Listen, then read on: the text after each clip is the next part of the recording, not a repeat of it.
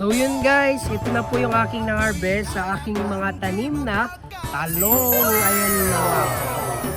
Very fresh na fresh ang ating mga na-harvest na bunga ng ating tanim na talong. Ang buo kong katawan, di na malaman kung ano ang gagawin. Alos maganda duling sa katitingin. Ganyan katindi ang dating mo sa akin. Kaya sana'y pansinin ang aking lambing.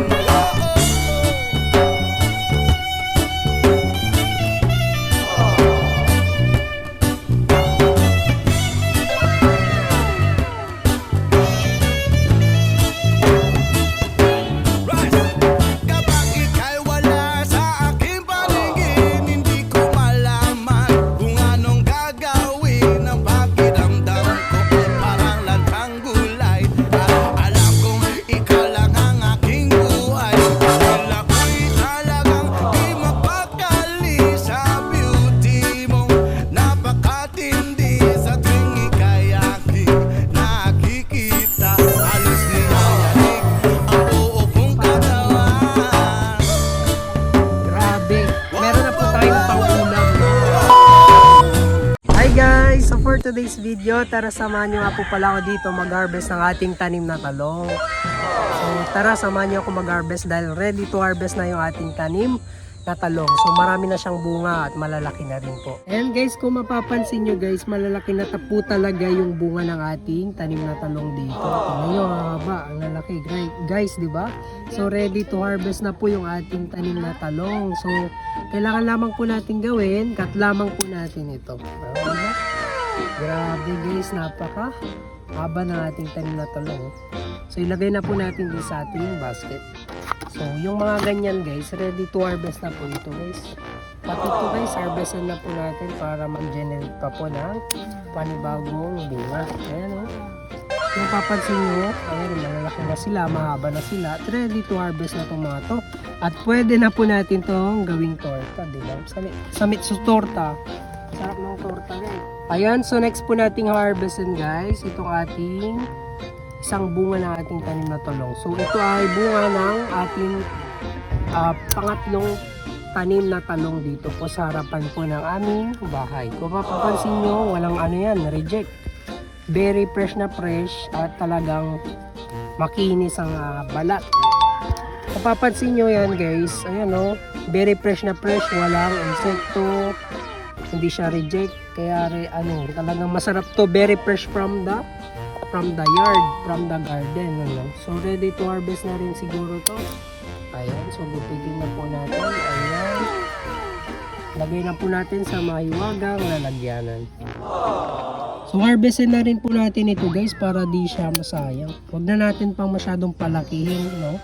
Kasi ayan, ilagay na po natin agad dito para may pang-ulam na po tayo for today's video. Ayan, no? Meron na po tayong pang-ulam for today's video guys. So isama na po natin ito sa pag-harvest, yung bunga ng ating tanim na talong dito po sa seedling pot. So ito pong mga tanim kong talong ay nasa seedling pot ay namunga na. So kung ganito, kaya nga sabi ko sa inyo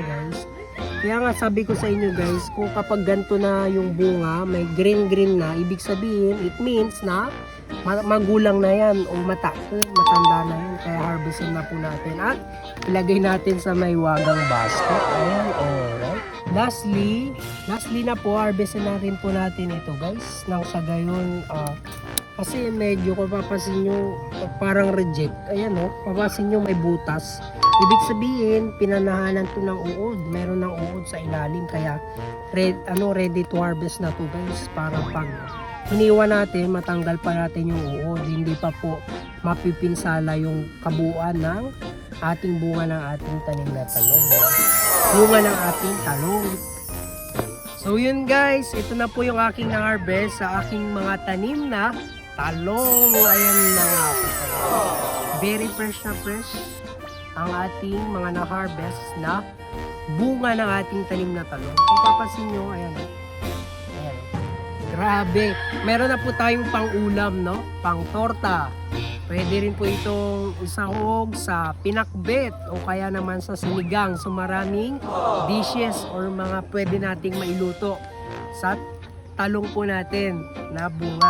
So yun lamang. Maraming salamat sa kay Lord sa another blessings na ibinigay niya po sa atin sa araw na ito. Kung papansin nyo, ayan, ang dami nating na-harvest. So 2, 4, 6, 7 na talong yung ating na-harvest ngayong araw. So yun lamang po ang aking may babahagi sa video na ito.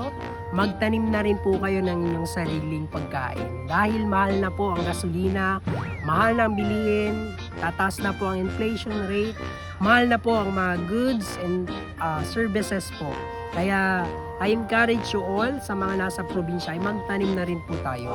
Kung meron kayong available na area ng lupa, taniman nyo po hanggat may lupa.